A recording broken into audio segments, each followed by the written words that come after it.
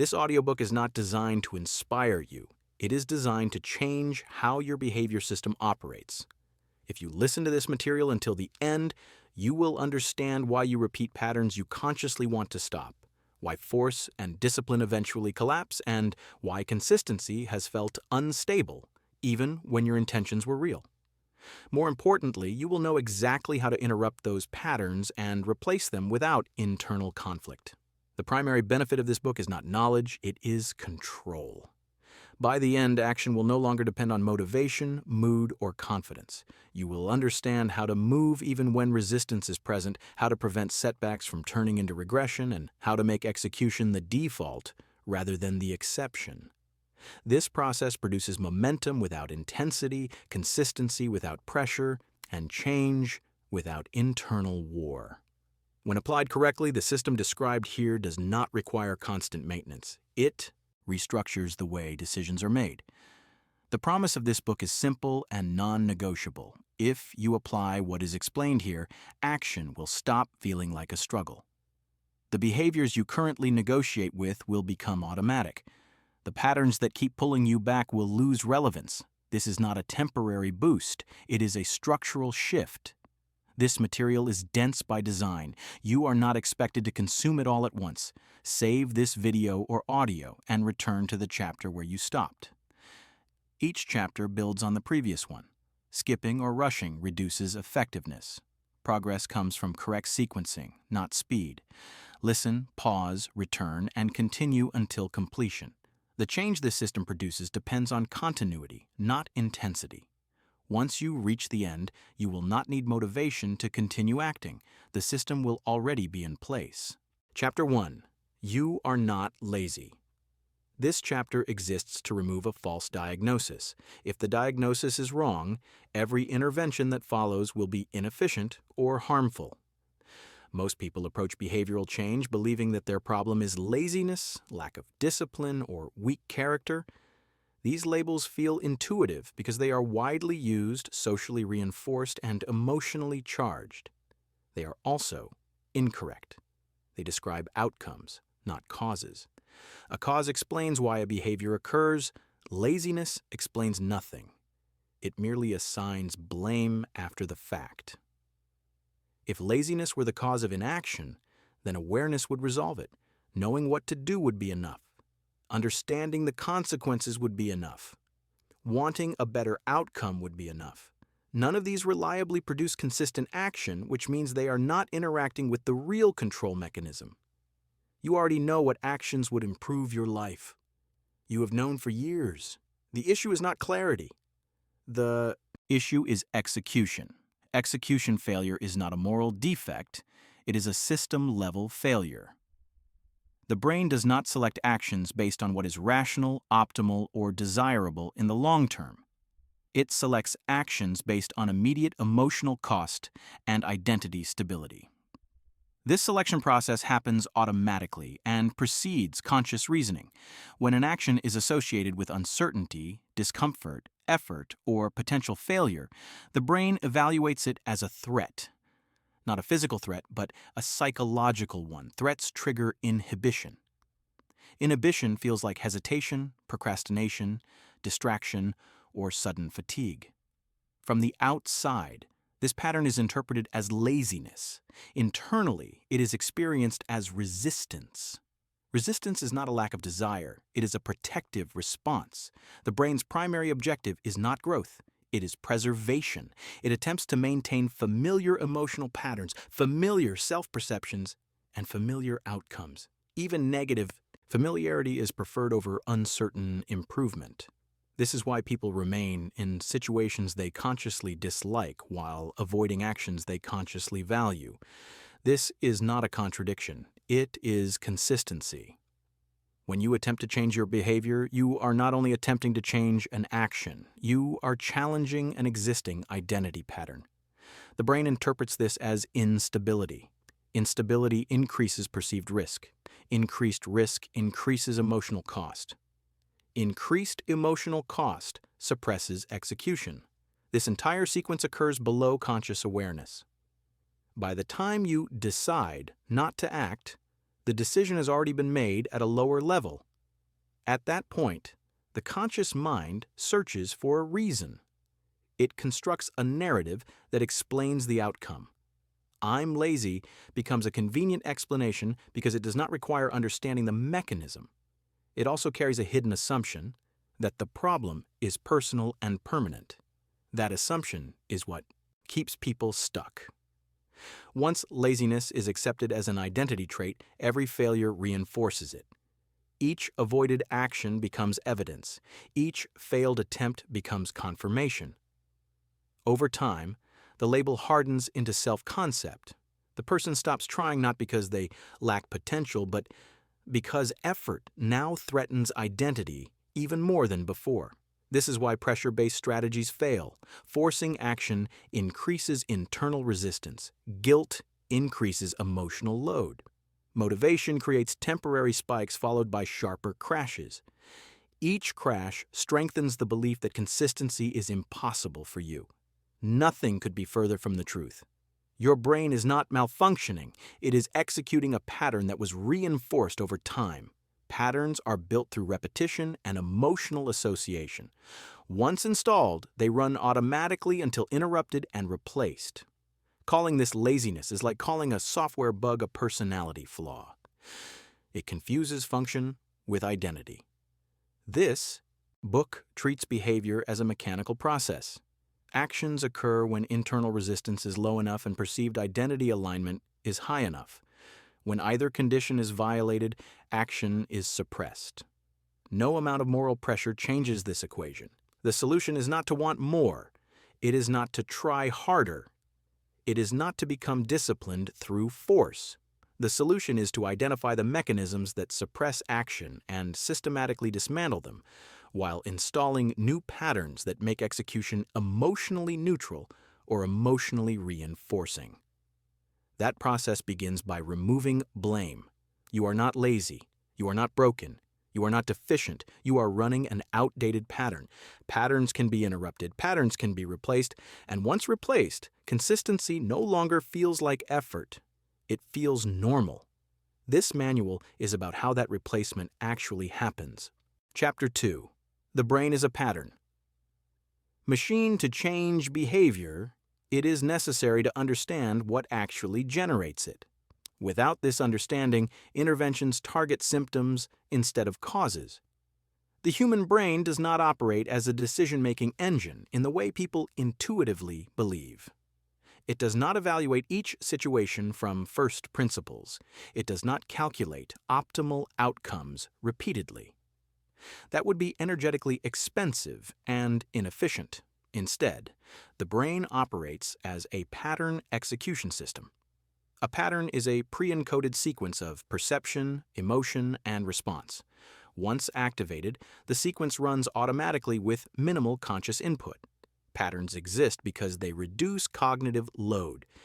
They allow the brain to conserve energy by reusing previously successful responses rather than recalculating behavior from scratch. Most daily actions are not chosen, they are triggered. When a familiar stimulus appears, the corresponding pattern activates. The activation includes not only behavior but also emotional tone, internal dialogue, and attentional focus. By the time conscious awareness registers what is happening, the pattern is already in motion. This is why intention alone rarely changes behavior. Intention occurs at the level of conscious thought. Patterns operate at a lower level. When intention conflicts with an active pattern, the pattern wins. This is not because intention is weak. It is because the system is hierarchical. Patterns are built through repetition combined with emotional association. The more frequently a sequence is executed and the more emotional weight it carries, the more efficiently it runs. Over time, the pattern becomes the default response to a given context. Efficiency, not quality, is the selection criterion. The brain does not care whether a pattern leads to long-term success or long-term failure. It only cares that the pattern is familiar, predictable, and energetically cheap. A destructive pattern that is well rehearsed will always outperform a beneficial pattern that is new and emotionally uncertain. This explains why people repeat behaviors they consciously dislike. The dislike exists at a reflective level. The pattern exists at an operational level. Operational systems dominate. When a new action is attempted, it competes with an existing pattern. The existing pattern already has established neural pathways, emotional associations, and identity reinforcement. The new action has none of these. As a result, the brain treats it as expensive and unreliable.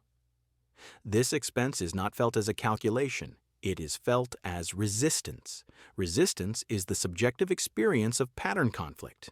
It manifests as hesitation, mental noise, distraction, fatigue, or the sudden urge to do something else.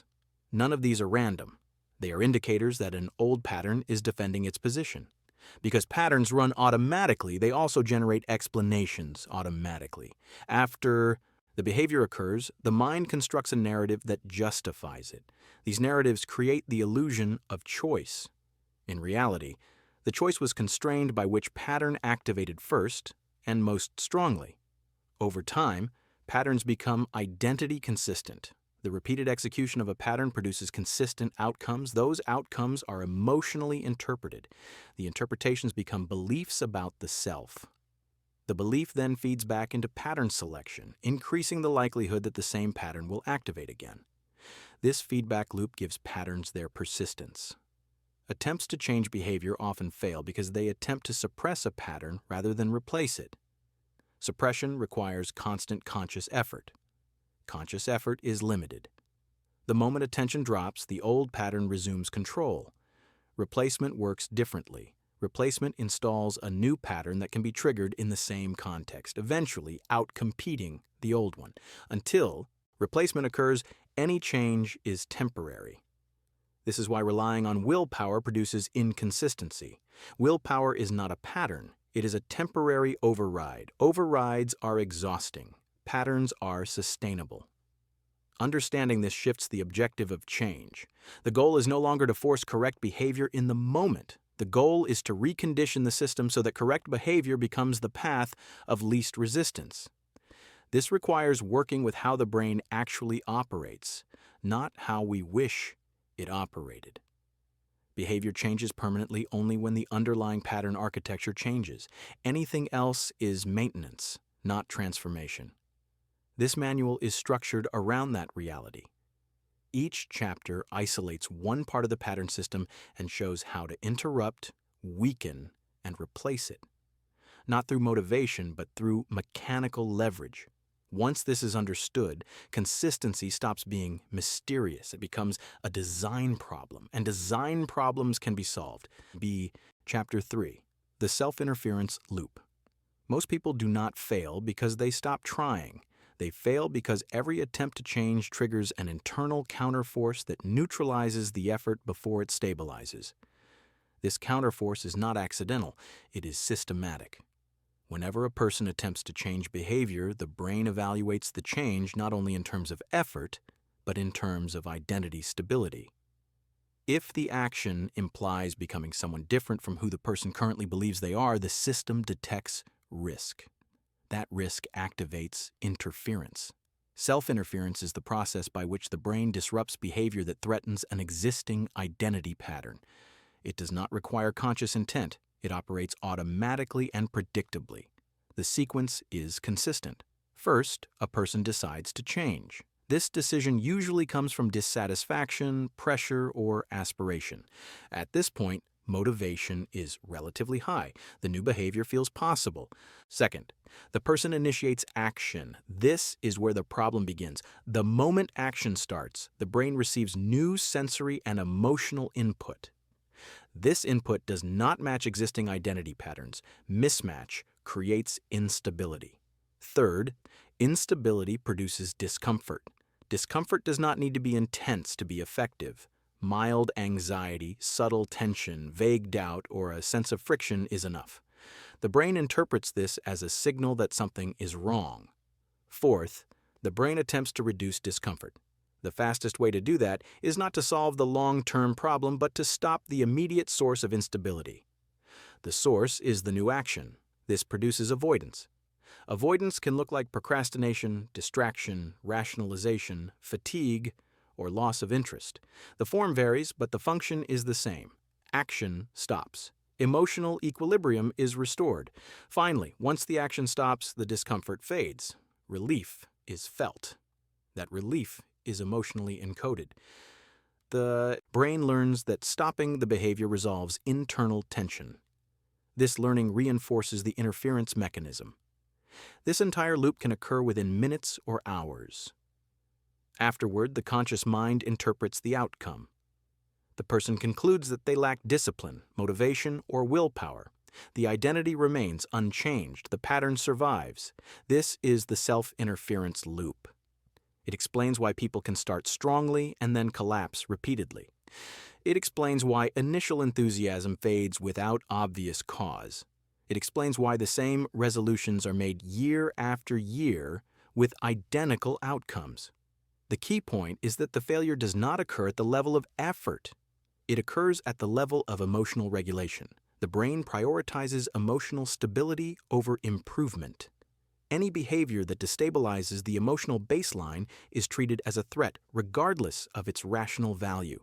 Until this priority is addressed, no behavioral change can persist. This is also why external pressure works temporarily. Deadlines, consequences, and social accountability increase the perceived cost of avoidance. For a short time, this can overpower interference, but once the pressure is removed, the system reverts. The underlying loop was never altered. The same applies to motivation. Motivation raises activation energy temporarily. It does not change pattern architecture. When motivation declines, interference resumes control. The self-interference loop is not a flaw. It is a protective mechanism. It exists to prevent rapid identity destabilization. The problem is not that the mechanism exists. The problem is that it is activated indiscriminately. Most people attempt to break this loop by force. They try to overpower discomfort. This increases internal conflict. Increased conflict increases emotional load. Increased load strengthens interference. The loop tightens. The correct approach is not confrontation. It is redesign. To exit the self-interference loop, behavior change must be structured so that identity threat is minimized and emotional cost is reduced below the threshold that triggers avoidance. This requires precision, not intensity. Later chapters will break down how interference is detected, how its signals are misinterpreted, and how it can be neutralized without suppressing it. For now, the critical understanding is this: when you fail to follow through, it is not because you stopped caring. It is because the system protecting your current identity activated and succeeded. Once this is understood, failure stops being personal. It becomes diagnostic information, and systems that can be diagnosed can be re-engineered. Chapter 4: Identity Fracture. When a person decides to change, something subtle but critical happens internally. The decision does not unify the self, it splits it. This split is not metaphorical, it has observable behavioral consequences. From that moment on, two competing identity orientations coexist in the system. One orientation represents the current self. It is built from past behavior, familiar emotional patterns, and accumulated self-evidence. It values predictability, stability, and survival within known boundaries. The other orientation represents the desired self. It is constructed from intention, aspiration, and imagined future outcomes. It has little behavioral evidence supporting it and weak emotional grounding. This division is what creates identity fracture. Identity fracture occurs when a new goal implies becoming someone different from who you currently believe you are. The greater the distance between current identity and desired identity, the stronger the fracture. This fracture is not experienced as a clear internal dialogue. It is experienced as tension, confusion, inconsistency, a sense of being pulled in opposite directions. The current identity has structural advantages. It is supported by memory, repetition, emotional familiarity, and existing neural patterns. The desired identity has none of these. It exists primarily as a conceptual construct. When both identities compete for control of behavior, the system defaults to the one with greater evidence and lower emotional cost. That is almost always the current identity. This explains why people can genuinely want change and still fail to act consistently. Wanting does not equal dominance. Dominance is determined by reinforcement history. The fractured identity produces internal negotiation. One part of the system pushes toward action. Another part raises objections. Doubt appears. Urgency fades. The person feels divided even if they cannot articulate why. This division is exhausting. It consumes cognitive and emotional resources. Over time, the system seeks resolution. Resolution is achieved not by progress, but by reducing conflict. The easiest way to reduce conflict is to abandon the attempt at change. When the attempt is abandoned, identity coherence is restored. The internal tension disappears. This relief is emotionally encoded. The current identity gains more reinforcement. This process creates a dangerous illusion. It makes it appear as though giving up was the rational choice. In reality, it was the emotionally stabilizing one. Most self-improvement systems unknowingly intensify identity fracture. They encourage visualization of a future self without providing a mechanism to bridge the gap behaviorally. This increases aspiration while leaving execution unsupported. The result is greater internal distance and stronger resistance. The problem is not that people aim too high. The problem is that the system is asked to jump identities without transitional structure. Identity does not change through declaration. It changes through accumulated evidence. Each action taken in alignment with a new identity adds weight to it. Each avoided action removes weight. Until sufficient evidence exists, the desired identity remains fragile. Any stress, discomfort, or uncertainty causes the system to retreat to the current identity, which feels safer and more stable. This retreat is not failure, it is gravity. Understanding identity fracture reframes the entire change process. The objective is no longer to defeat the old identity. Attempting to destroy it only strengthens resistance.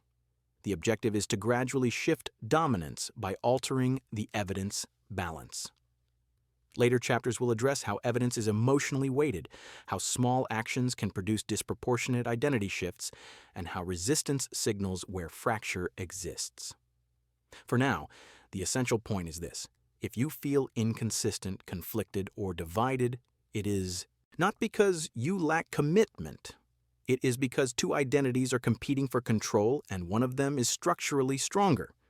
Behavioral change becomes possible only when this competition is resolved, not through force, but through reconditioning. Identity fracture is not a flaw. It is a transitional state. Handled incorrectly, it leads to stagnation. Handled correctly, it becomes the doorway to permanent change. Chapter 5. Why willpower collapses. Willpower is commonly treated as the primary tool for change. When people fail to act consistently, they assume they did not apply enough force. When inconsistency repeats, they conclude that their willpower is weak. This conclusion is incorrect. Willpower is not a stable mechanism. It is a temporary override. It allows conscious intent to momentarily interrupt automatic behavior, but it does not modify the underlying pattern that generates that behavior. Because of this, willpower always collapses. Willpower operates at the surface level of the system. It relies on attention, conscious effort, and emotional strain. These resources are finite. They degrade under stress, fatigue, distraction, and repetition. Patterns, by contrast, do not degrade. They strengthen with use. When willpower is used to force action, the system experiences conflict. One part of the brain is pushing behavior forward while another part is attempting to preserve the existing pattern. This internal opposition increases cognitive and emotional load. That load is experienced as effort. Effort is not neutral. Effort is interpreted by the brain as cost. The higher the perceived cost, the stronger the resistance response. As resistance increases, more willpower is required to continue. This creates a feedback loop where each action feels harder than the last. Eventually, the cost exceeds available resources. Willpower fails. Action stops. This failure is then misinterpreted. The person assumes the problem is personal. They believe they should have tried harder. They promise to apply more force next time. This reinforces the same strategy that failed. What actually failed was not commitment. It was the method. Willpower does not recondition behavior because it does not alter emotional associations. The brain remembers how an action felt, not why it was justified. If an action is repeatedly executed under strain, pressure, or self-coercion, the emotional memory attached to that action is negative. This means that each forced repetition increases future resistance. Over time, the action becomes associated not only with effort, but with self-conflict. The mere thought of the behavior begins to trigger avoidance. At this point, willpower must overcome not just inertia, but learned aversion. This is why people often experience diminishing returns when they try to be disciplined. The first attempts feel manageable, subsequent attempts feel heavier. Eventually, the system avoids the behavior entirely. Another critical limitation of willpower is that it does not scale. It may work for one behavior in one context for a short period, but life requires hundreds of daily decisions. Maintaining override across multiple domains is unsustainable. Patterns scale. Willpower does not. This explains why people can be highly disciplined in one area of life and completely inconsistent in another. Willpower is being selectively applied, not because of character differences, but because pattern architecture differs across domains. Relying on willpower also creates a fragile identity. The person begins to see themselves as someone who must constantly fight themselves to function. This internal narrative increases identity tension and reinforces the self-interference loop described earlier. Eventually, the system seeks relief. Relief comes from abandoning the forced behavior. When the behavior stops, internal conflict drops. Emotional equilibrium returns. The brain learns that stopping is the solution to discomfort. This learning is automatic and powerful. The correct conclusion is not that willpower is useless, it is that willpower is misused. Its role is not to sustain behavior indefinitely. Its role is to initiate pattern change under controlled conditions. Used briefly and strategically, willpower can help install a new pattern. Used continuously, it guarantees burnout and regression. Permanent change does not come from forcing correct behavior. It comes from restructuring the system so that correct behavior requires less force than incorrect behavior. When action aligns with identity and emotional cost is low, consistency no longer requires effort. It becomes automatic. This manual does not attempt to strengthen your willpower. Strengthening willpower treats the symptom, not the cause. The objective is to make willpower unnecessary. Once that happens, collapse is no longer part of the cycle. Chapter 6. Emotional Weight and Decision. Gravity. Most people believe they make decisions logically and then act on those decisions. This belief feels accurate because logic is what the mind can observe. It is also wrong. Logic does not initiate action. It explains action after it has already been selected. Every potential action carries emotional weight. Emotional weight is the felt intensity associated with imagining, initiating, or continuing a behavior. This weight is not evaluated consciously, it is sensed. The brain continuously compares the emotional weight of available options. The option with the lowest perceived cost and highest emotional familiarity gains priority. This comparison happens automatically and rapidly. Decision gravity is the force created by this emotional weighting process. It determines which actions feel easy, which feel heavy, and which feel impossible. Actions with low emotional weight feel obvious. Actions with high emotional weight feel resistant. Gravity is not negotiable. You cannot reason your way out of it. When an action feels heavy, people assume the action itself is difficult. In reality, the difficulty is not in the task. It is in the emotional associations attached to it. Two people can perform the same task with radically different experiences of effort because their emotional weighting is different. Emotional weight is built through past experience. Each time an action is associated with stress, uncertainty, failure, or self-judgment, its weight increases. Each time an action is associated with relief control or identity reinforcement, its weight decreases. Over time, this produces predictable behavior. Actions with low emotional weight are executed without deliberation. Actions with moderate weight are delayed and negotiated. Actions with high weight are avoided entirely, regardless of logical importance. This explains why people can act decisively in trivial matters and freeze in areas that matter most. Importance increases emotional load. Increased load increases gravity. Gravity suppresses motion. The conscious mind mistakes this suppression for lack of motivation. Motivation is not missing. It is irrelevant. Motivation does not alter emotional weight. It temporarily masks it. Once motivation fades, gravity reasserts itself. This is also why urgency works briefly. Urgency increases the emotional cost of inaction. For a short time, this can overpower the weight of action, but the underlying associations remain unchanged. When urgency disappears, avoidance returns. Decision gravity also explains inconsistency. Emotional weight fluctuates based on state, context, fatigue, and recent experiences. On days when emotional load is lower, actions feel possible. On days when load is higher, the same actions feel inaccessible. The person assumes something internal changed. In reality, the weighting shifted. Because emotional weight operates below awareness, people attempt to compensate with pressure. Pressure increases force but does not reduce gravity. Increasing force against high gravity increases strain. Strain accelerates collapse. The only way to alter decision gravity is to alter emotional associations. This requires repeated exposure under controlled conditions where emotional cost is minimized and identity safety is preserved. Small actions matter not because they are productive, but because they carry low emotional weight. When executed consistently, they begin to attach new emotional associations to a behavior domain. Over time, gravity shifts. This is why trying to start at full intensity fails. High-intensity actions carry high emotional load. They spike gravity. Before any reconditioning has occurred, the system rejects them. Behavior becomes stable when the emotional weight of action drops below the emotional weight of inaction. At that point, action requires no push. It happens automatically. This is the objective of reconditioning, not to increase desire, but to rebalance emotional gravity.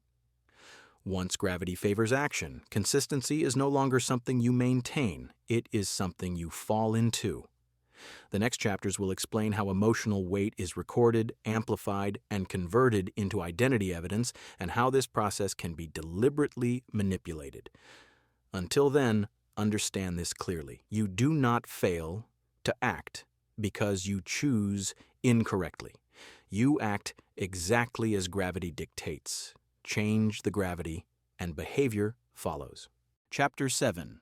How Identity is Reinforced.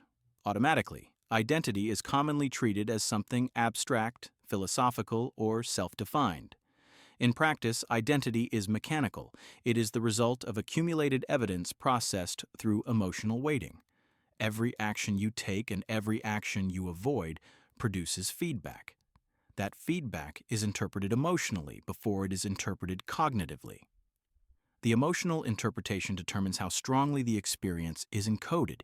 This encoding process happens automatically. There's no conscious choice involved. When an experience carries emotional intensity, it leaves a deeper imprint. The brain treats emotionally charged events as more relevant. Relevance increases memory strength. Stronger memory increases future influence.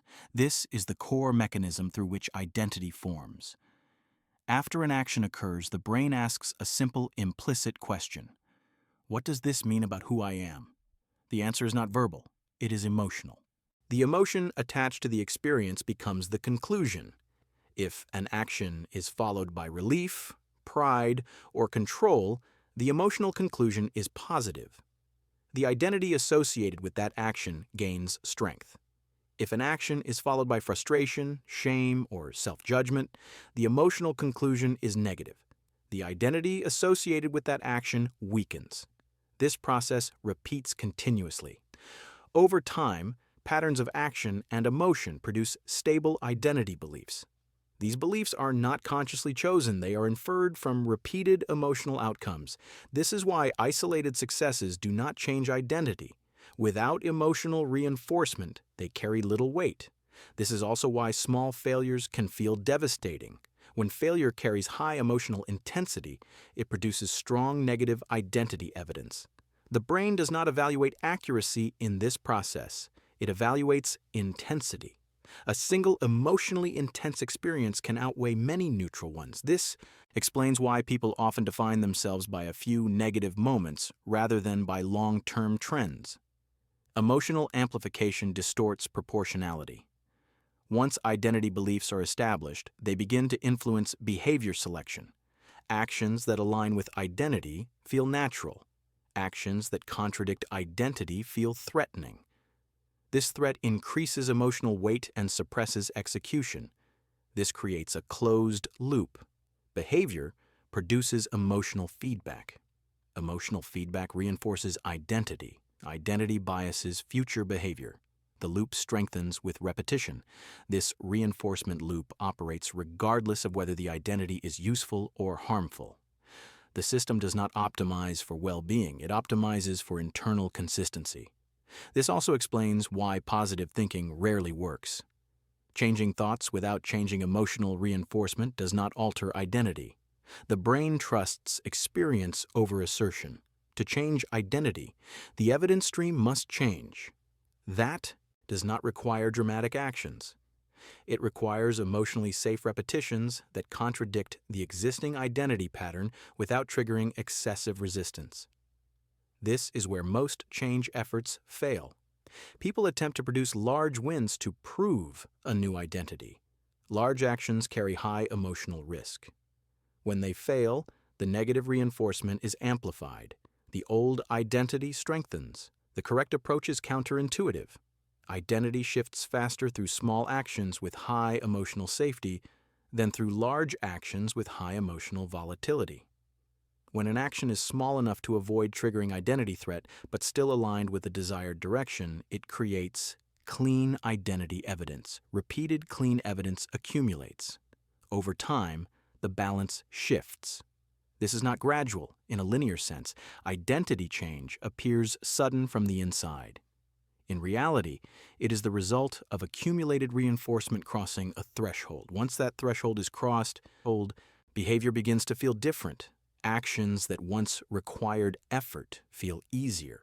Actions that once felt unnatural begin to feel obvious.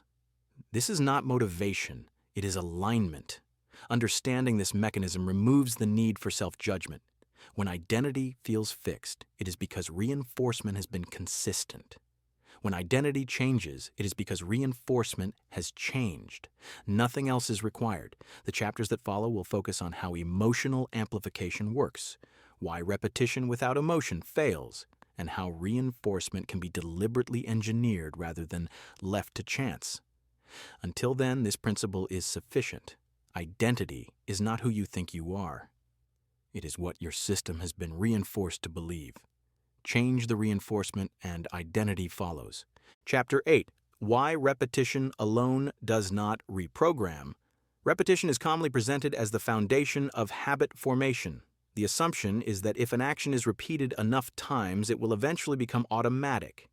This assumption is incomplete. Repetition is necessary, but it is not sufficient. The brain does not encode behavior based on frequency alone. It encodes behavior based on frequency combined with emotional signal strength. When repetition occurs without emotional engagement, the encoding is weak. The behavior may be remembered, but it is not prioritized. This is why many people repeat the same action for weeks or months without it becoming automatic. The repetition occurs, but the emotional system remains unchanged. Without emotional tagging, the brain has no reason to elevate the behavior's priority. Emotion is the brain's relevance marker. When an experience carries emotional intensity, the brain flags it as important. Importance determines future access. Low emotion experiences are treated as background noise, even if they are repeated. This explains a common frustration. A person forces themselves to perform a habit consistently, yet it never feels easier. Each repetition feels like starting from zero. Eventually, the effort becomes unsustainable and the habit collapses. What collapsed was not discipline. What failed was encoding. Repetition performed under emotional strain produces a negative association. The action becomes linked with pressure, obligation, or self-coercion. This increases emotional weight rather than reducing it. Over time, the behavior becomes harder, not easier. This is why habits formed through force are fragile. They depend on continued pressure to exist. The moment pressure is removed, the behavior disappears. The brain does not ask how often an action occurred, it asks how it felt. An action repeated 10 times with emotional neutrality or mild positive feedback will encode more strongly than an action repeated 100 times under tension and resistance. The numbers are irrelevant without emotional context. This also explains why traumatic or highly emotional events can reprogram behavior instantly. The emotional signal overwhelms the system. No repetition is required. While this is not a recommended method for change, it illustrates the mechanism clearly. Most habit systems fail because they focus exclusively on structure and ignore emotional feedback. Checklists, streaks, reminders, and accountability can increase repetition, but they do not guarantee reconditioning. Without emotional alignment, these tools only prolong effort. For repetition to reprogram behavior, 2 conditions must be met. The action must be repeated, and the emotional cost must remain below the resistance threshold. When these conditions are satisfied, the brain begins to associate the behavior with safety rather than threat. Safety is critical. When an action feels emotionally safe, the brain allows it to move closer to automatic execution. When an action feels emotionally dangerous, the brain keeps it under conscious supervision, which requires effort. This distinction explains why some behaviors never become habits, no matter how often they are attempted. The emotional system never grants permission. The implication is clear. Habit formation is not about doing more. It is about doing in a way that the brain accepts. This requires adjusting intensity, scope, and expectations so that repetition does not trigger identity threat or emotional overload. Small actions are not effective because they are small. They are effective because they are emotionally tolerable. As emotional tolerance increases, repetition begins to compound. The behavior starts to feel familiar. Familiarity reduces emotional weight. Reduced weight increases frequency. Frequency reinforces familiarity. The loop begins to work in the opposite direction. At that point, repetition becomes powerful. Before that point, it is inefficient. This manual does not treat repetition as a brute force tool. It treats repetition as a delivery mechanism for emotional reconditioning. Once this distinction is understood, the failure of most habit systems becomes obvious. They ask the system to repeat behaviors it still perceives as costly. The system resists not out of defiance but out of self-protection. Reprogramming occurs only when repetition and emotional acceptance converge. The next chapters will explain how to interrupt existing patterns without creating emotional backlash and how to replace them with new patterns that the brain is willing to adopt. Until then, the principle is simple. Repetition without emotional alignment produces effort. Repetition with emotional alignment produces automation. Only one of these leads to permanent change. Chapter 9. Pattern interrupts versus pattern. Replacement. Most attempts at change focus on stopping unwanted behavior. The assumption is that if a bad pattern is interrupted often enough, it will eventually disappear. This assumption is incorrect. Patterns do not disappear because they are suppressed. They disappear only when they are displaced. A pattern exists to fulfill a function. It regulates emotion, manages energy, or protects identity stability. When a pattern is interrupted without a replacement, the function it serves remains unmet. The system experiences a gap. That gap is intolerable. When a behavioral gap appears, the brain does not remain neutral. It searches for the fastest way to restore equilibrium. In the absence of a new pattern, it reactivates the old one. This is why suppression always rebounds. Pattern interrupts can stop behavior temporarily. They can create awareness. They can provide short-term control. What they cannot do is produce lasting change. Stopping a pattern removes behavior, but it does not remove the emotional need that behavior was satisfying. This is why people can stop a habit for days or weeks and then relapse suddenly and intensely. The interruption held only as long as conscious control was applied. Once attention dropped, the system reverted to the most efficient available solution. Replacement works differently. Pattern replacement installs a new behavioral sequence that satisfies the same underlying function with lower long-term cost. When the new pattern becomes available, the old one loses dominance naturally. The system always chooses the path of least resistance. If a new pattern is easier, safer, or more emotionally acceptable than the old one, it will be selected automatically. No suppression is required. Most people attempt replacement incorrectly. They try to replace an old pattern with a high-effort ideal behavior. This increases emotional cost. The system rejects it. The old pattern remains. Dominant. Effective replacement begins with matching function, not outcome. If a pattern exists to reduce stress, the replacement must also reduce stress. If a pattern exists to avoid uncertainty, the replacement must manage uncertainty. If a pattern exists to restore emotional control, the replacement must do the same. Ignoring function guarantees failure. This is why moral framing is ineffective. Labeling a behavior as bad does not remove the need it fulfills. The system does not respond to moral arguments. It responds to emotional outcomes. Replacement patterns must be emotionally acceptable at the moment of execution. They must require less effort than the old pattern, at least initially. Over time, the replacement can be expanded, but it must begin within the system's tolerance. This also explains why drastic change fails. Large replacements create large emotional gaps. The system rejects them as unsafe.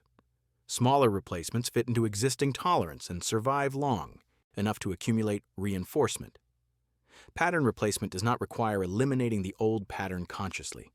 As the new pattern gains strength, the old one becomes less relevant. It activates less often. Eventually, it stops being selected. This transition feels gradual, but it is decisive. Once the replacement crosses a dominance threshold, the old pattern no longer feels tempting. It feels unnecessary. Understanding this shifts the objective of change. The goal is no longer to resist behavior. The goal is to design behavior. Resistance consumes energy. Design conserves it. The following chapters will focus on how to reduce resistance signals, how action itself reshapes internal state, and how replacement patterns are stabilized until they become automatic. For now, the principle is sufficient. Stopping a pattern creates a vacuum. Vacuums collapse. Replacement fills the system. Systems that are filled do not revert. Change becomes permanent when the old pattern is no longer needed, not when it is no longer allowed. Chapter 10. Action Shapes. State. A common mistake in behavior change is assuming that internal state must improve before action can occur. This assumption creates a hidden condition. Action becomes dependent on feeling ready, motivated, confident, or clear. When those conditions are absent, action is postponed. This postponement is not neutral. It reinforces passivity. Internal state is not a reliable starting point. It fluctuates based on sleep, stress, environment, recent experiences, and countless variables outside conscious control. Waiting for the right state introduces instability into execution. Action does not require internal permission. State is not the cause of action. State is a consequence of action. When an action is initiated, the brain receives new sensory input. Muscular movement, environmental interaction, and task engagement generate feedback. This feedback alters emotional tone. Emotional tone then adjusts perception, attention, and thought availability.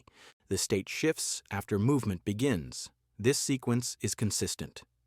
When people report that they felt better after starting, they often assume the improvement enabled the action. In reality, the action produced the improvement.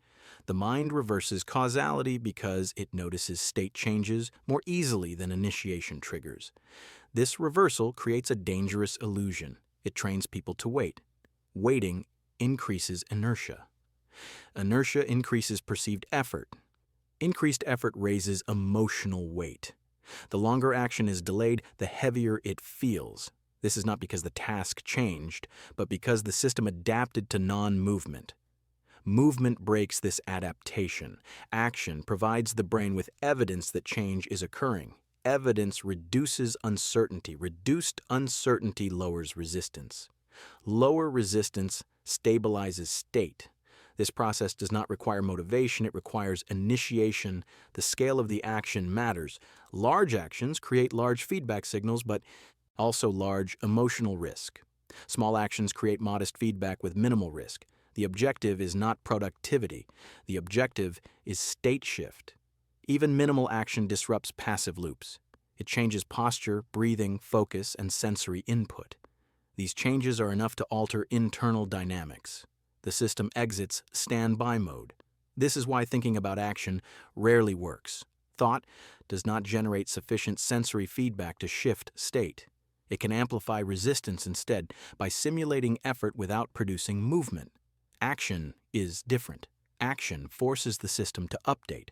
This does not mean that action always produces a positive state immediately. It means that action produces change. Change is preferable to stagnation because it provides leverage. Stagnation offers none. Once action begins, adjustment becomes possible. Pace can be modified. Intensity can be regulated. Direction can be corrected. None of this is available while waiting. Understanding this removes a major source of inconsistency. There is no requirement to feel aligned before acting. Alignment is an output, not an input. This also reframes resistance. Resistance does not mean action is wrong. It means action is novel. Novelty triggers caution. Caution dissipates through exposure, not avoidance. By acting despite neutral or negative internal state, the system learns that action does not result in collapse. Emotional cost decreases. Decision gravity shifts. Over time, this produces a stable pattern. Action becomes the default response to discomfort rather than avoidance. State regulation improves automatically. This is not discipline, it is conditioning. The system learns through experience, not instruction. Each time action occurs without catastrophic outcome, the brain updates its threat model. The update reduces future resistance. Eventually, action no longer feels like a push. It feels like the obvious response. The practical implication is simple. Internal state is not something to manage before acting. It is something that is managed through acting. This principle will be used repeatedly in the chapters that follow. It underpins momentum, identity evidence, and inevitability. For now, the essential understanding is this. If you wait to feel ready, you will wait indefinitely. If you move, the system adjusts. Action is the lever, state follows. Chapter 11. Visualization. That actually works. Visualization is often misunderstood because it is framed as a motivational or mystical practice. When treated this way, it fails. Visualization does not produce results directly. It produces neural rehearsal. The brain does not clearly distinguish between vividly imagined action and real action. Both generate similar activation patterns, though with different intensity. This property allows visualization to influence behavior, but only when it is used correctly. Most visualization fails because it focuses on outcomes rather than actions. Imagining results produces emotional spikes without behavioral grounding. The brain experiences satisfaction without effort. This reduces urgency and weakens execution. Effective visualization works in the opposite direction. It focuses on the initiation and execution of action, not the reward. The objective is not to feel good. The objective is to reduce resistance. When an action is repeatedly visualized in a controlled, realistic way, the brain becomes familiar with it. Familiarity lowers perceived risk. Lower risk reduces emotional weight. Reduced emotional weight increases the probability of execution. Visualization functions as a pre-exposure mechanism. For this to work, the visualization must be short, specific, and sensory. Long fantasies dilute signal. Abstract imagery fails to engage motor and sensory systems. The brain needs concrete input to update threat assessment. Emotional intensity matters, but not in the way it is commonly taught. Excessive positive emotion can be counterproductive. It increases contrast between imagined success and current reality, which can amplify resistance. Neutral or mildly positive emotion is more effective. Visualization should simulate the beginning of action, not its completion. The first movement, the first minute, the initial friction. This is where resistance is highest. Reducing friction here has the greatest impact. Repetition is required, but only within tolerance. Visualization that creates tension or avoidance is reinforcing the problem. The practice must remain emotionally safe. Safety allows encoding. When visualization is paired with real action, the effect compounds.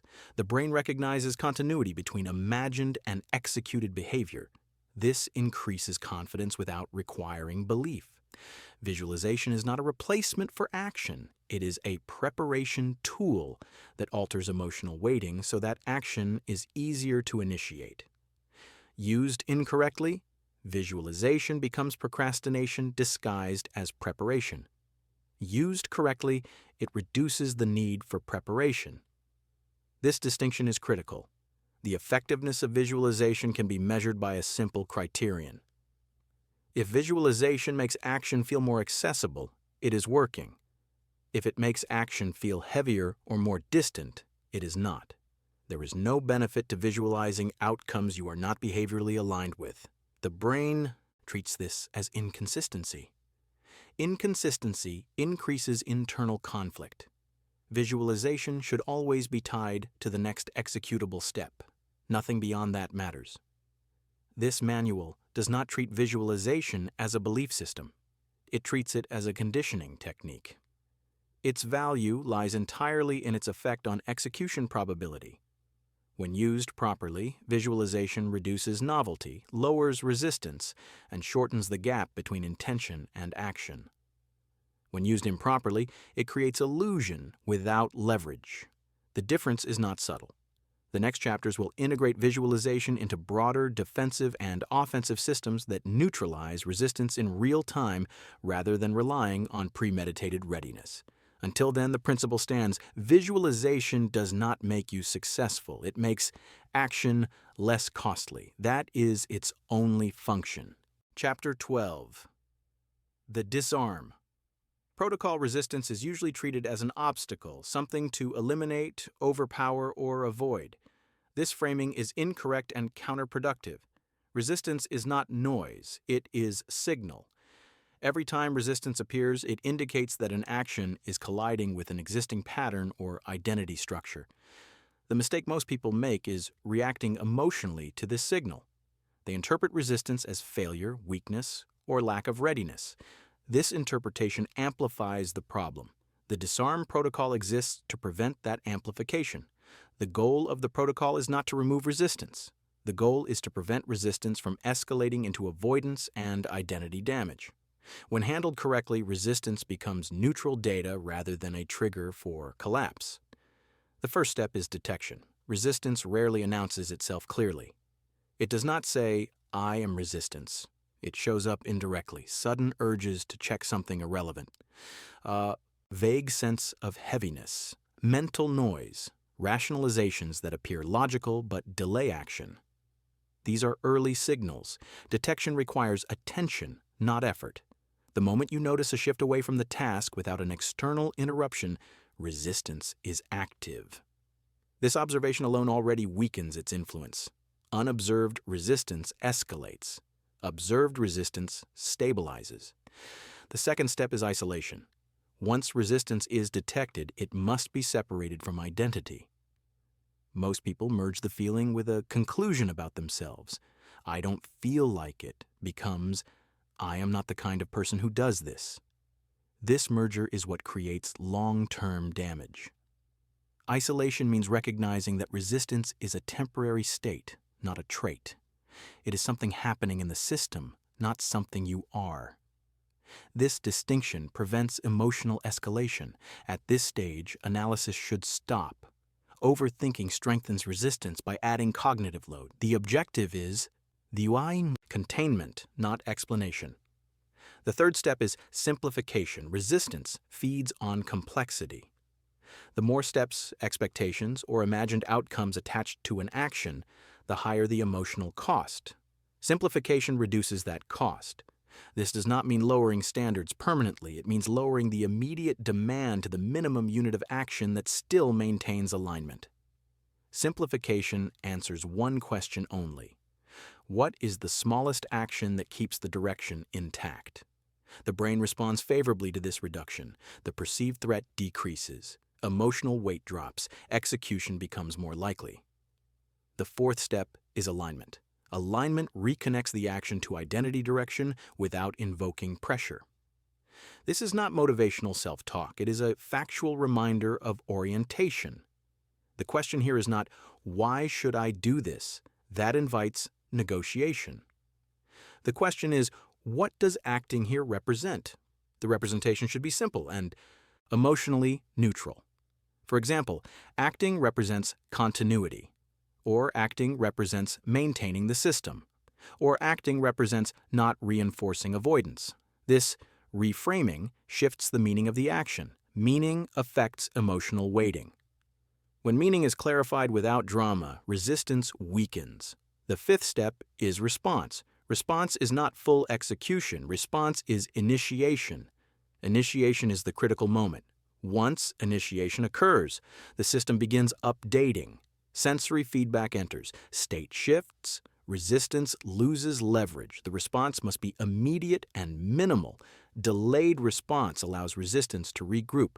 Large response increases emotional risk. The optimal response is small, quick, and definite. Once the response begins, continuation is often easier.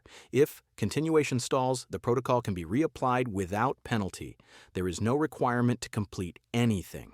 The sixth step is memorization. Memorization is the most overlooked part of behavior change. After action occurs, even minimally, the system must register that resistance did not prevent movement. This does not require celebration. It requires acknowledgement. The brain needs to notice that action happened despite resistance and that no damage occurred. This acknowledgement strengthens future execution. It converts the experience into identity-safe evidence. Without memorization, progress remains fragile. With memorization, progress compounds.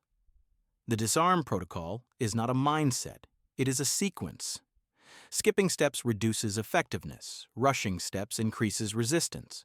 The protocol is designed to be used in real time, under pressure, without emotional preparation. Its power lies in its neutrality.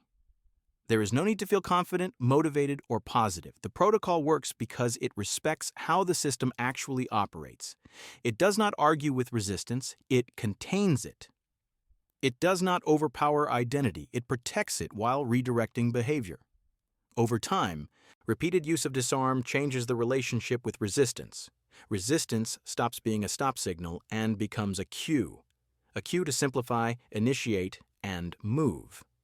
Eventually, resistance appears less frequently, not because it was eliminated, but because the system learned that resistance no longer controls outcomes. This is the shift that most people never achieve. They either obey resistance or fight it. Both reinforce it. Disarm ignores resistance as a decision maker while acknowledging it as information. That distinction is what allows consistent action without internal war. The chapters that follow will show how repeated successful responses create momentum, how momentum alters identity evidence, and how inevitability is constructed through accumulated execution. For now, this is sufficient. Resistance does not need to disappear for you to act. It only needs to stop being in charge. Chapter 13. Momentum is psychological, not physical. Momentum is commonly misunderstood because it is described using physical metaphors without understanding the underlying mechanism. People assume momentum comes from intensity, speed, or volume of action. As a result, they try to generate it through bursts of effort. This approach fails because momentum is not created by force. It is created by perception. Momentum exists when the system expects continuation. When continuation feels more likely than interruption, action becomes easier. When interruption feels more likely, action feels fragile. This expectation is psychological, not physical. The brain continuously predicts what will happen next based on recent evidence. When recent evidence suggests action continues, the brain prepares resources for continuation. When recent evidence suggests stopping, the brain prepares for disengagement. This prediction process determines effort. After a single isolated action, the system does not yet expect repetition. The action feels temporary. Resistance remains nearby. After several actions executed with minimal emotional cost, the system updates its prediction. Continuation begins to feel normal. This shift is subtle but decisive. Momentum does not mean feeling energized. It means reduced internal negotiation. The action requires fewer justifications. The question of whether to act stops appearing. This is why starting is always harder than continuing. At the start, the system predicts interruption. It prepares resistance. Once continuity is established, resistance loses relevance. Most people sabotage momentum by misunderstanding its source. They believe momentum comes from doing more. In reality, doing more too early increases emotional load and destabilizes the prediction of continuation. The system asks one question implicitly: is this sustainable? If the answer feels uncertain, momentum does not form. Sustainability is not judged rationally, it is judged emotionally. If actions feel heavy, pressured, or identity-threatening, the brain predicts collapse. It withholds momentum. This explains why people can have productive days followed by long regressions. The productive day was emotionally expensive. The system marked it as exceptional, not repeatable. Momentum requires emotional neutrality or mild positive reinforcement. When actions feel manageable, repeatable, and non-threatening, the system predicts continuation. Prediction creates momentum. Another common mistake is tying momentum to outcome. People believe progress should produce visible results quickly. When results lag, they assume momentum was false. This interpretation collapses continuity. Momentum is not evidence of success. It is evidence of pattern stabilization. When momentum is present, the system prioritizes action even in the absence of reward. When momentum is absent, even rewards do not guarantee continuation. This is why early stages of change must focus on protecting momentum rather than maximizing output. Output can increase later. Momentum cannot be recovered easily once broken. Breaking momentum teaches the system that interruption is normal. Each interruption resets prediction. The brain returns to preparing resistance. This is why recovery after stopping feels so difficult. The system is not restarting from zero. It is restarting with evidence of interruption. Momentum is fragile at first. It strengthens through uninterrupted repetition, not intense repetition. Uninterrupted repetition. This reframes discipline. Discipline is not the ability to push through resistance indefinitely. Discipline is the ability to avoid breaking continuity. Even small actions preserve momentum if they maintain the expectation of continuation. Missing entirely breaks it. This is why minimal action on bad days is more important than maximal action on good days. Minimal action protects prediction. Maximal action risks volatility. Momentum also explains why identity shifts suddenly. Identity changes when the system stops questioning whether action will occur. When action is assumed, the identity associated with it solidifies. At that point, effort drops sharply. What once required planning becomes automatic. This feels like a breakthrough. In reality, it is the delayed effect of sustained continuity. The practical implication is clear. Momentum is not something you chase. It is something you protect. You protect it by keeping actions small enough to repeat, emotionally safe enough to tolerate, and consistent enough to signal continuation. Once momentum is established, increasing intensity becomes easier. The system now predicts survival. Resistance weakens. Capacity expands. Without momentum, increasing intensity guarantees collapse. This chapter marks a transition point in the manual. Up to now, the focus has been on removing suppression and enabling action. From here on, the focus shifts to using momentum to reshape identity permanently. Momentum is the bridge. It is not dramatic. It is not motivating. It is quiet and structural. And once it exists, stopping feels unnatural. Chapter 14.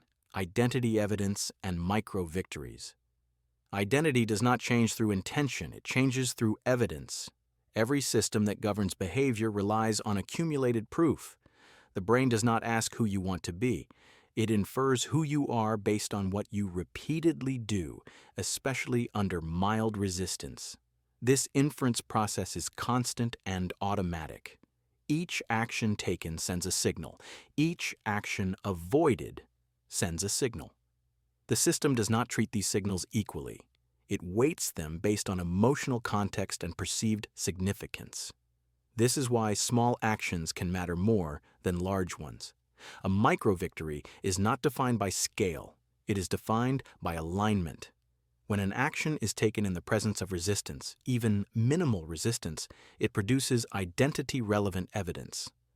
The system registers that behavior occurred despite internal friction. This contradicts the existing identity narrative.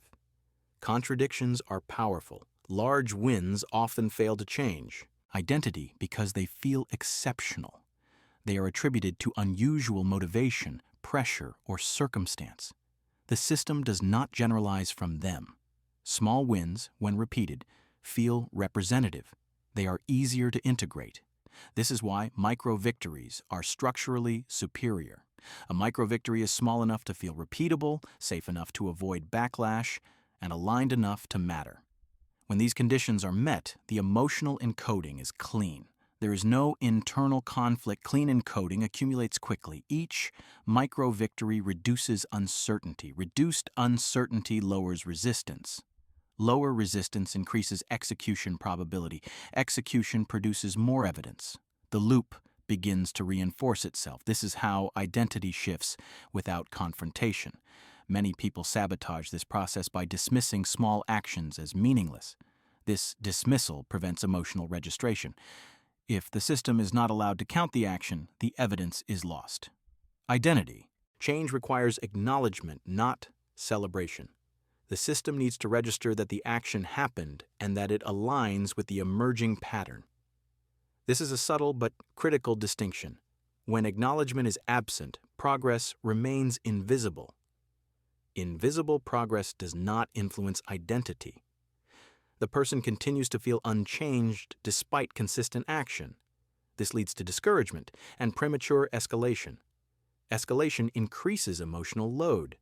Increased load destabilizes momentum. The cycle breaks. Micro-victories prevent this by keeping emotional load low while evidence accumulates.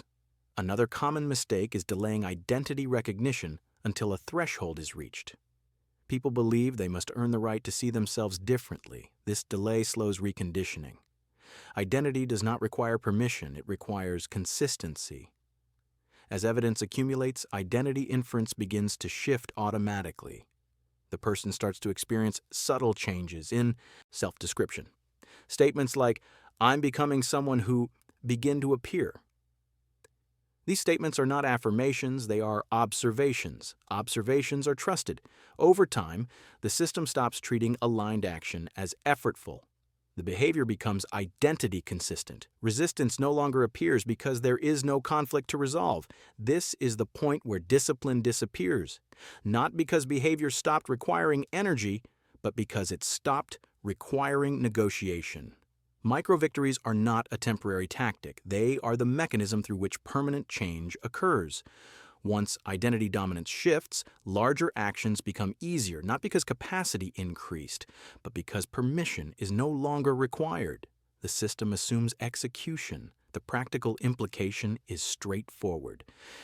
Do not aim to prove yourself through scale. Aim to prove continuity through repetition.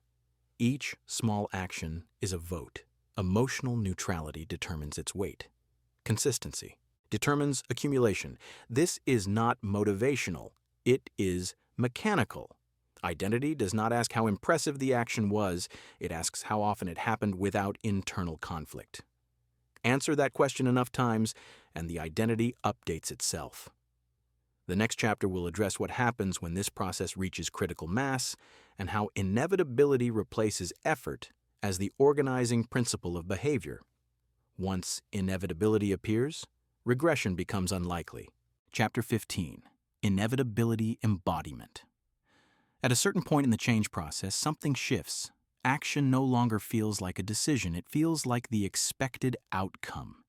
This is inevitability. Inevitability is not confidence, it is not motivation, it is not optimism. It is the internal assumption that a behavior will occur unless something actively prevents it. The question is no longer whether you will act, but how and when. This assumption is not created intentionally. It emerges when identity evidence reaches sufficient density. When repeated action has occurred without collapse, the system updates its prediction model. It stops preparing for interruption. Resistance no longer activates because there is no longer a perceived threat to identity stability. This is the point where most people misinterpret what is happening. They believe they have become disciplined or strong-willed. In reality, the system has simply stopped questioning execution. Inevitability embodiment means that the behavior is now part of who you are, not something you are trying to become. Before this point, action required reminders, structures, or protocols. After this point, action occurs by default. Structures become optional rather than necessary. This does not mean effort disappears entirely. It means effort is no longer spent on initiation. Initiation is where most energy was previously consumed. Once initiation becomes automatic, capacity expands without additional force. The transition into inevitability is often subtle. People expect a dramatic moment. There is none. Instead, they notice that they are acting without thinking about it. Tasks are started before resistance has time to appear. This is not habit in the superficial sense. It is identity dominance. The old identity has not been destroyed. It has been outcompeted. Its patterns are still available, but they are no longer selected. Selection bias has shifted. This explains why regression becomes unlikely, but not impossible. Under extreme stress or disruption, old patterns can temporarily reappear. The difference is that they no longer feel like home. The system recognizes them as inconsistent. Because inevitability is prediction-based, it must be protected. The system assumes continuation because continuation has been reliable. If continuity is repeatedly broken, prediction weakens. This does not mean perfection is required, it means interruption must be handled correctly. When interruption occurs without self-judgment and without abandonment, inevitability remains intact. The system treats the interruption as noise rather than evidence. When interruption is interpreted as failure, prediction destabilizes. This is why recovery protocols matter more at this stage than motivation ever did earlier. Inevitability embodiment also changes how goals function. Goals stop acting as motivators and start acting as filters. Decisions are no longer negotiated internally. Options that violate identity are dismissed automatically. This reduces cognitive load dramatically. People often describe this phase as feeling normal rather than extraordinary. That is the point. Extraordinary effort is a sign of misalignment. Normal execution is a sign of identity integration. Once inevitability is established, escalation becomes safe. Increasing intensity, volume, or complexity no longer threatens identity stability. The system assumes it can adapt. Before inevitability, escalation produces collapse. After inevitability, escalation produces growth. This distinction explains why advice that works for advanced performers fails for beginners. The underlying identity structure is different. Inevitability cannot be forced. Any attempt to declare inevitability before evidence exists creates fracture. The system rejects unsupported assumptions. Embodiment occurs only after repeated confirmation that action happens even when conditions are imperfect. This is the final offensive, final shift, from managing behavior to embodying identity. At this point, effort is no longer the limiting factor. Direction is. The next and final chapter will focus on consolidation, how to protect inevitability how to handle disruption without regression, and how to make the new pattern irreversible. Once consolidation is complete, the system does not return to baseline. Change stops being something you maintain. It becomes who you are. Chapter 16. Locking the new pattern. Change fails at the end more often than at the beginning. Most regressions do not happen because the new behavior was weak. They happen because the system misinterprets disruption and converts it into identity damage. This chapter exists to prevent that conversion. No pattern is permanent by default. Permanence is created through consolidation.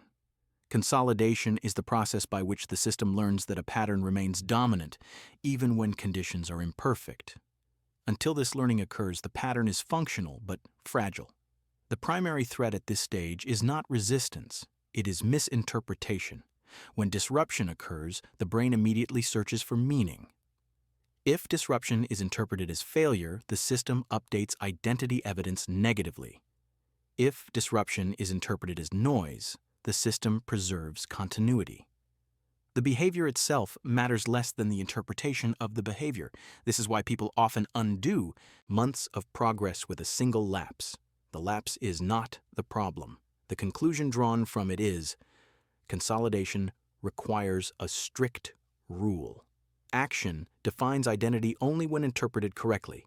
Missed actions do not automatically negate identity unless they are framed as proof. This framing must be deliberate. At this stage, the goal is not consistency. The goal is continuity of identity dominance. Continuity does not require perfect execution. It requires rapid return. Return speed is more important than avoidance of interruption. When the system resumes action quickly after disruption, it learns that interruption does not signal collapse. The old pattern fails to regain dominance. The new pattern remains primary. This learning is critical. Most people treat recovery as secondary. They focus on avoiding mistakes. This is backward. Avoidance increases fear. Fear increases emotional load. Emotional load destabilizes inevitability. Recovery should be treated as a core skill. A clean recovery has 3 properties. It is immediate, neutral, and non-dramatic. No self-analysis, no compensation, no punishment. Action resumes at the smallest viable unit. This response teaches the system that identity does not fluctuate with performance. Identity is anchored to direction. Direction is what locks patterns. Once the system internalizes that action resumes regardless of disruption, resistance loses its final leverage. There is no longer a payoff for avoidance. Stopping no longer produces relief. At this point, regression becomes unlikely. Consolidation also requires removing artificial pressure. Many people attempt to lock in change by increasing demands. This reintroduces emotional cost. Emotional cost reactivates interference. Stability comes from normalization, not escalation. The new pattern must feel boring before it feels permanent. Boredom is a sign that emotional volatility has collapsed. Volatility is what previously powered regression. When action feels routine, identity integration is occurring. Another threat during consolidation is comparison. Comparing current execution to idealized standards creates unnecessary identity threat. Threat increases resistance. Resistance destabilizes momentum. The correct reference point is not perfection, it is prior baseline. If current behavior consistently exceeds past default, consolidation is working. The system does not require celebration, it requires recognition. Recognition tells the brain that the pattern is real. Excessive reward can paradoxically mark the behavior as exceptional rather than normal. Normal is the goal. At full consolidation, action no longer generates internal commentary. There is no internal debate, no evaluation, no narrative. Behavior simply occurs. This silence is not emptiness. It is resolution. When the system reaches this point, the original problem disappears. There is no longer a question of discipline, motivation, or consistency. The architecture has changed. Importantly, consolidation does not mean stagnation. It means the base layer is stable. Growth can occur on top of it without threatening collapse. This is where most systems fail to take advantage. They treat consolidation as an end rather than a foundation. Once the new pattern is locked, the same principles can be applied recursively. New behaviors can be layered. Identity can continue evolving without restarting the entire process. The system is now self-correcting. Resistance becomes informational rather than obstructive. Disruption becomes manageable rather than catastrophic. Action becomes assumed rather than debated.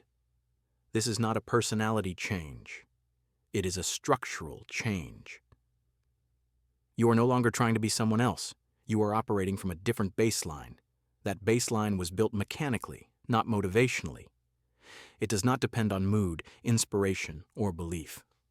It depends on architecture. Once architecture changes, behavior follows automatically.